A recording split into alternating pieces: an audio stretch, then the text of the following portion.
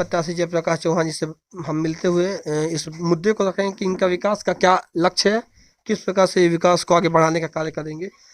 और उनके एक समर्थक है अजीत यादव जी, जो प्रवक्ता के तौर पे हैं, काम कर रहे हैं। सबसे पहले अजीत यादव जी आपको नमस्कार, और आपको जयप्रकाश चौहान जी, आपको दोनों लोगों को नमस्कार। बहुत बहुत धन्यवाद। अभी हमने, जैसे दर्शकों को पता है कि अभी हम एक वर्तमान परमात्मा खरवाज जो अभी वर्तमान मुखिया हैं, उनका इंटरव्यू लिया गया। शायद सभी लोग देखे भी है, दर्शकों ने देखा भी है। जिस प्रकार से उनका कहना है कि गरीब तबके के लोग, SC ST के लोग को सीट रिजर्व किया गया है, वो लोग ऊपर नहीं आ सकते। इसलिए हम माधव यादव वो अपने आप को पेश कर रहे हैं कि हम इस चीज़ का नेतृत्व करते हैं, पूरे गांव को संभालते हैं, और कोई भी वो शिक्षित वर्ग शिक्षित नहीं है, SC ST के लोग उतने योग्य नहीं है। अब उनको सीट दे दिया गया है तो क्या किया जाए, हम तो लड़ेंगे ही, हम तो सपोर्ट करेंगे ही। तो ये वाक्य कितना तक आपके अनुसार ये सत्य है, क्या है यहाँ की स्थिति, आप बता सकते हैं तो? ये तो बहुत दुर्भाग्य है कि एक जनप्रतिनिधि के प्रतिनिधि होते हुए इस बात को दर्शा रहे हैं कि हमारे गांव के, हमारे पंचायत के जो SC ST वर्ग या निचली की इकाई के जो जातियां हैं वो कभी शिक्षित नहीं होगी। इससे दुर्भाग्यपूर्ण और क्या हो सकता है। शर्म आनी चाहिए ऐसे जनप्रतिनिधि होने पर, कहने पर कि मैं जनप्रतिनिधि हूँ और सेवक हूँ। शर्म आनी चाहिए। ऐसे लोग जो अपने वोट की राजनीति करते हैं और उस वोट की राजनीति के लिए जो इस पंचायत को, इस विकास को दलदल में घुसाते हुए अपने आप को नेता आंक रहे हैं, शर्म आनी चाहिए। इस बिंदु पर मैं घोर निंदा करता हूं और ये शर्मनाक बात है। आप निंदा कर रहे हैं, ये अपने आप में सही बात है, ठीक है। लेकिन जितने फंड की चोरी हुई है, जो पॉइंट उनके सामने रखा है, जैसे युवाओं के लिए कुशल युवा कार्यक्रम हो, शिक्षा के क्षेत्र को बढ़ाने का हो, किसी को बढ़ाने का हो, उनके पास ये लक्ष्य नहीं है। आखिर तो फंड गया क्या है, हमने इस बात को रखा है तो वो बौखला गए। हालांकि उस मुद्दे पर हम आपसे बात नहीं करेंगे, लेकिन आप बताइए कि आपकी क्या योजना है, क्योंकि आपका जिस प्रकार जन समर्थन मिल रहा है, तो आप अगर जीतते हैं, क्योंकि बहुत ज़्यादा उम्मीद जताया जा रही है बात को, तो आप विकास के क्षेत्र में क्या भूमिका अपनी देंगे? नहीं, ये तो सही है।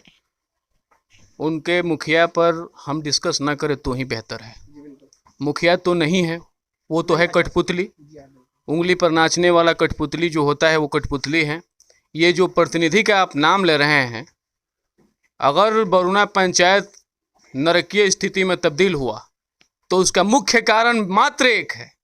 जो मुखिया प्रतिनिधि अपने आप को प्रमोट करके घूम रहे हैं, अब बड़का बैनर पोस्टर बनवा के छाप रहे हैं कि मुखिया हैं, शर्म आनी चाहिए। ये अति पिछड़ी सीट है और जनरल होते हुए तुम खुद को प्रमोट कर रहे हो कि मैं नेता हूँ, और मुखिया बनने के लिए ललायित हो। तो एक बार तो तुमको जनता ने देख लिया। 5 साल में जो आपने कार्यक्रम किया है अपना, ये सारे जन जन के लोगों में बैठ चुका है। और आप पत्रकारिता कर रहे हैं, आप देख भी रहे होंगे जिस तरह से उनको मुंह तोड़ जवाब दे रहा है जनता। औंधे मुंह गिरे हुए हैं। आप भी बोल रहे हैं कि तड़फड़ा गए, तो तड़फड़ाने का कारण क्या है? मीडिया का काम है पूछना, वो हम पूछेंगे, क्योंकि फंड की अगर चोरी हुई है तो उसकी उजागर करना बहुत आवश्यक है। तो बहुत बड़ी बात कह दी भैया, कौशल विकास योजना, ये तो बहुत बड़ी योजना है। शिक्षा को आप किस प्रकार से, क्योंकि उसको लिए लगातार कैंपेन हो रहा है, तो उसके लिए आप क्या योजना लाएंगे अगर आप जीतते हैं तो? 5 सालों में जो शिक्षा की स्थिति बना के लोग रखे, वो भी दलाल के भेंट चढ़ गया। जिस बच्चे के कंधे पर बस्ता होना चाहिए, पर शिक्षा की व्यवस्था होनी चाहिए, कंधे पर बैग होना चाहिए, उस बच्चे को दारू का झोला मंगवाया जा रहा है। ये शर्मनाक है हमारे बरुणा पंचायत के लिए। हमारे बच्चे भविष्य हैं, हमारे बच्चों से दारू और सिगरेट मंगवा करके उसको बढ़ावा देने का काम किया जा रहा है, और खुद को जनप्रतिनिधि प्रमोट कर रहा है। ये नहीं आ रही है, ये रिजर्व सीट है, यहाँ अति पिछड़ों की सीट है। मुझे खुद को मुखिया प्रमोट करने का क्या औचित्य है? इससे शर्मनाक बात और क्या हो सकती है आपके और हमारे लिए? वो तो ये बोल रहे हैं कि यहाँ के लोग उतने शिक्षित नहीं है, हम तो दुर्भाग्य है ना। आप किस बात के नेता हो कि आपके क्षेत्र के लोग आपके कार्यकाल के अंदर अगर शिक्षित नहीं हो तो किस मुंह से वो आप वोट मांगने जा रहे हैं? हम पूछना चाहते हैं, किस बात का आप वोट लेने जा रहे हैं भाई साहब? आपके मुंह से ये शोभा नहीं देता कि आपके लोग, हमारे SC ST के लोग कभी शिक्षित नहीं हो गए, आगे नहीं बढ़ेंगे। कारण क्या है? शिक्षित हो, इसीलिए तो उनके लिए रिजर्व किया गया है कि वो आगे बढ़े, तो फिर इसको रोका जा रहा है। तो इस बात को हमसे पूछने से बेहतर उनसे आप पूछते कि कारण क्या रहा, तो ज्यादा बेहतर हुआ। जवाब देते आपको। हमने पूछ लिया कि वो वही तो बता रहे हैं कि वो बोलेंगे योग्य नहीं होते हैं, यहाँ पे ऐसा ही होता है कि वो योग्य कोई नहीं है, हम बस योग्य है। नहीं, तो ऐसे मानसिकता पालने वाले लोगों के बारे में आप भी समझ रहे हैं और हम भी समझ रहे हैं। आम जनता को भी समझनी होगी। नहीं, आम जनता भी समझ रही है, तभी तो हमारे नौजवान वर्ग एक साथ खड़ा होकर के जयप्रकाश को चुनाव में प्रमोट करके उनको चुनाव जिताने का कार्यक्रम में लगे हुए हैं। अच्छा, ये बताइए कि स्वास्थ्य के क्षेत्र में आप क्या किस प्रकार की भूमिका दिखाना चाहेंगे? 5 सालों में सर बिहार सरकार या भारत सरकार की किसी भी योजना पर आप चर्चा करेंगे, हमारी शर्म से सर झुक जा रही है जो परिस्थितियां बना के रखे हैं। हमारा मैनिफेस्टो है कि बिहार सरकार और भारत सरकार द्वारा चलाई जा रही हर योजना को धरातल पर उतारना जयप्रकाश के प्रमुखता से ये पहला प्राथमिकता होगी कि हमारे पंचायत में हर योजनाओं को स्पष्टता से रखें और हमारे समाज का विकास हो। ये हमारा पहला प्राथमिकता है। जयप्रकाश जी, आपने एक घोषणा पत्र जारी किया है, फिर अपील पत्र जारी किया है, तो इस अपील पत्र में ऐसी ऐसी सभी 21 पॉइंट की कमी है अभी गांव में आपके अनुसार? जी सर, जी कमी है सर। अगर आप आगे इस गांव के बातों को रखते हैं, जीतते हैं, तो फिर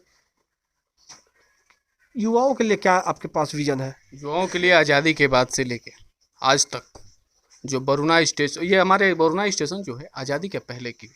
अच्छा अच्छा। ये जो नेताजी कवरे हुए हैं ये भी आज के नेताजी नहीं है, ये भी बहुत पहले का है। चाहे होते तो विकास की गंगा बह जाती यहाँ भी, लेकिन इनका कर्म वो नहीं रहा। इनका कर्म रहा जैसे आपके साथ बोले कि हमारे लोग शिक्षित नहीं हैं, समझदार नहीं हैं, इसलिए हम खुद को नेता मान बैठे और मैं खुद नेता हूँ। तो इसी कड़ी को दोहराना चाह रहे हैं, उसका विरोध सरेआम हो गया है और हमारे नौजवान वर्ग एक साथ खड़े हैं। बरुना पंचायत भवन बना करके यहाँ ब्लॉक को जो डेवलप ब्लॉक में होता है, इंदिरा ये आपका जाति आवास आय प्रमाण पत्र बनाने के लिए हमारी बहन बेटियां बाहर जाती है, बक्सर जाना पड़ता है, उसको यहाँ हमको व्यवस्थित करना ये हमारा प्राथमिकताओं में शामिल है। और इस तरह की योजनाएं हमारे अनगिनत हैं, मन में तो उद्गार है, भावना है, जिसको चुनाव जीतने के बाद 5 सालों में हम लोग धरातल पर उतार करके उसको विस्तृत रूप से आगे हम लोग बढ़ाने का काम करेंगे। ये बहुत सारी ऐसी बातें हैं। आपका जिस प्रकार से विजन है, 14 पॉइंट को आपने कवर किया है, जो कार्य 21 नहीं हो उस बिंदुओं को भी कवर किया कि 21 पॉइंट वो नहीं हो पाए हैं, तो आपका जो विजन है उसमें तो बहुत सारी चीज़ें हैं, लेकिन हमको नहीं लगता कोई भी अभी तक विजन हुआ है। आपने जो कभी अंत्येष्टि योजना दिखाया या जो भी बहुत सारे लोग बताए जिस प्रकार से, ये बताइए पीसीसी सड़क की क्या स्थिति है? क्योंकि हम तो देख चुके हैं, लेकिन आप एक प्रत्याशी, तो ये बताइए कि क्या स्थिति है, तो कैसे बदला? इसमें भी तो मैं मोटा मोटी आपसे एक लाइन में कह दिया कि सरकार की किसी योजना को बरुना पंचायत में 5 सालों के कार्यकाल के दौरान यदि किसी बिंदु पर हमसे चर्चा किया जाता है तो शर्म से हम लोगों की आंखें झुक जाती है, कारण कि कोई काम हुआ नहीं। पीसीसी की जहाँ तक बात हो रही है, बरुना रेलवे स्टेशन से बरुना चौक मुख्य मार्ग, जिसे 8-10 गांव हमारे जुड़े होते हैं, एक मुख्य मार्ग है वो हमारे उस गांव में, उस रोड का जो दुर्दशा हो रहा है, जो दुर्दशा हुआ है, लगभग 12 साल में 12 महीने में 10 महीने आपका लाबालग तालाब की तरह रहता है। हमारी बहन बेटियां अपने साड़ी और ये आपका उठा करके उसको स्टेशन जा करके ट्रेन पकड़ना पड़ता है। इससे दुर्भाग्य और क्या हो सकता है? महिला वर्ग को भी शोषित किया गया है, आपके बोलने का मतलब ये है। आप दर्शकों को बता देना चाहते हैं कि जयप्रकाश चौहान जी का और परमात्मा खरवास जी का आप किसका विजन क्या है, किसने योगदान दिया, आप सब समझ सकते हैं। हालांकि इस क्षेत्र में और आम जन को ही चुनना होगा कि आम जन क्या सोचती है, क्योंकि शराब का परिचालन बहुत ज़्यादा है। लोग बता रहे थे कि पैसे पर भी वोट मांग रहे हैं अभी वर्तमान मुखिया जो है, क्या सही है क्या नहीं ये तो हम नहीं बता सकते। स्वास्थ्य व्यवस्था की ये स्थिति है कि दूसरे के शायद घर में स्वास्थ्य व्यवस्था चल रहा है तो वहाँ पे भेदभाव के वजह से लोग नहीं जा पाते हैं। तो इस ओवरऑल पॉइंट में आप क्या बताना चाहेंगे लोगों को? किस बिंदु पर? स्वास्थ्य व्यवस्था पे लोग नहीं जा रहे हैं, किसी और पूर्व मुखिया के घर में खुला है, और फिर भेदभाव की दृष्टि से देखी जा रही है, इसलिए वो लोग एनएम के पास, उस डॉक्टर के पास नहीं जाते हैं। पावर तो इनके पास 5 सालों में थी ना, ये अगर चाहते तो उप स्वास्थ्य केंद्र अपने फंड से बनवा करके उसको व्यवस्थित रूप से रखवा सकते थे। आप आरोप प्रत्यारोप लगाने से पहले अपने गिरिबान में झांकिए। सत्ता आपके पास थी, पावर आपके पास था, पैसा आपके पास था, बिहार सरकार की जमीन आप अधिकृत कर सकते थे, आपने ऐसा क्यों नहीं किया? आप कह रहे पूर्व मुखिया के घर में, जब किसी आदमी को कोई जगह नहीं मिलेगा तो ये तो बड़ी बड़प्पन है पूर्व मुखिया का कि अपने घर में बैठा करके यहाँ के लोगों को सेवा देने का काम कर रहे हैं। ये तो शर्म से उनको झुक जाना चाहिए नजर कि 5 साल कार्यकाल के दौरान भी आपने वो व्यवस्था नहीं किया जो पूर्व मुखिया अपने दरवाजे पे करवा रहे हैं। ये तो सोचने समझने वाली बात है भाई साहब। आपके पास थी ना 5 साल, आप तो उसे डिस्कस कर सकते थे, आप उसके लिए अधिकृत करते ज़मीन, आपके पास फंड था, आप उप स्वास्थ्य केंद्र बनवा लेते, उसमें सबको शिफ्ट कर देते। क्या जरूरत थी मुखिया जी को अपने घर में रखने का? हर वर्ग से शिक्षा, कृषि, स्वास्थ्य, सभी चीज़ों से यहाँ के लोगों को वंचित रखा देखिए, गया है। सिंचाई की व्यवस्था पे मैं कह देता हूँ, सिंचाई ये हमारे 2 नंबर बोरिंग जैसे सरकारी बोरिंग होती है, हमारे यहाँ 2-3 बोरिंग है। इस बोरिंग के मोटर के लिए जो पैसे की उगाही की गई और उगाही करने के बाद जो शराब के जाम छलके इन लोगों के यहाँ 1 महीना तक, और किसान तड़फड़ाते रह गए, बोरिंग नहीं चला आज तक। न किसी का खेत पटा और ना ही किसी किसान के घर में गेहूं और धान का अनाज कटा। शर्मनाक चीज़ है ये। आप मनरेगा की स्थिति क्या है यहाँ पे? मनरेगा तो है भैया, घर में बहू बेटी है, उसके नाम पर पैसा निकासी हो गया। ये भी इतनी बड़ी बड़ी धांधली हो गई। हमसे पूछने से बेहतर है कि उन मुखिया जी से जवाब लीजिए। मैंने उस हमारे जनता जवाब मांग रही है सर। हम आपके माध्यम से भी कहते हैं कि औकात है मुखिया जी आपको, तो जन अदालत लगाए और समाज के बीच में इस बात को जवाब दो आप। हम तो चैलेंज एकदम दावे के साथ कह रहा हूं और डंके के चोट पे मैं कह रहा हूं, आपके माध्यम से, आपके चैनल के माध्यम से मैं कह रहा हूं कि अगर है हिमाकत, है औकात आपकी, तो जवाब दो। 5 साल में जो नरकीय स्थिति उत्पन्न की है, इसका कारण आप हो, आपको जवाब देने पड़ेंगे। जनता पूछ रही है, समाज जागरूक हो चुका है, आपके बहकावे में आने वाले नहीं हैं। आपको जो लूटना था लूट लिए, हिसाब तो देना पड़ेगा।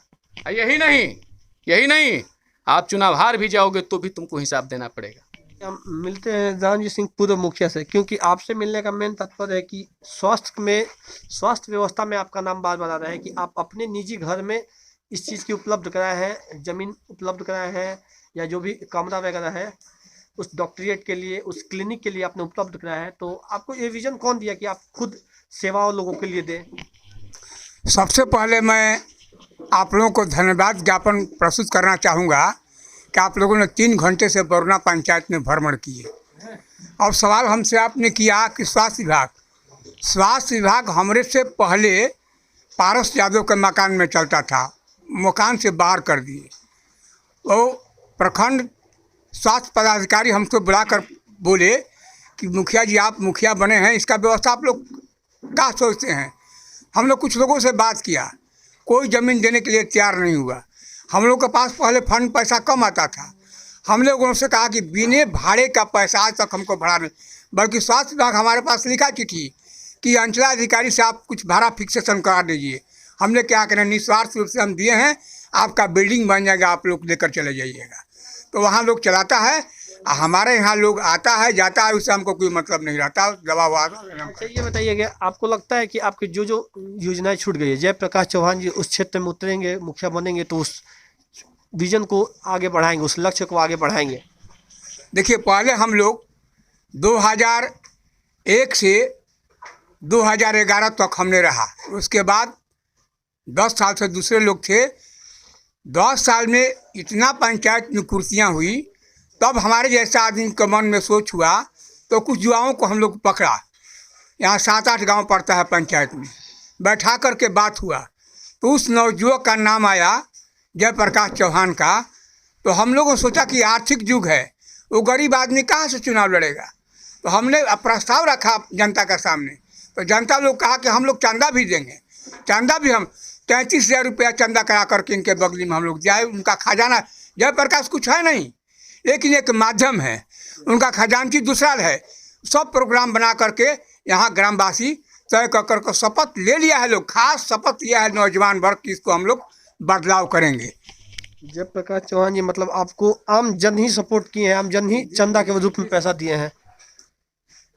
समझ सकते, दर्शकों को हम बता देना चाहते हैं कि आप समझ सकते हैं कि एक आम जन को खड़ा करना, लोगों की बातें खुद की रखना, और उसके बाद जयप्रकाश जी को इस लक्ष्य तक पहुंचाना कि आप एक प्रतिनिधित्व के रूप में पूरे बरौना पंचायत को संभाल लिए। कितने इनके ऊपर आपको ऐसा नहीं लगता, आपके ऊपर दबाव तो नहीं ना है, या आपको लगता है कि जनता हमको बहुत हम पे विश्वास करती है? सर देखिए, पहला तो काम है कि मेन मकसद एक अति पिछड़ा का सीट है। इसमें दलाल, देखिए दलाल परमात्मा खरवार वर्तमान मुखिया है। देख लीजिए सर, परमात्मा के दलाल माधो जी है, अपन बगली भरने के लिए तैयार है। परमात्मा जी कठपुतली हैं, माधव जी के देख लीजिए, दारू ढुआता है रोड पर, शाम के देख लीजिए 7 बजे दारू ढुआता है पनिसरा तक। इतना नहीं, बेटी बहन की इज्जत के छेड़खानी किया जाता है सर।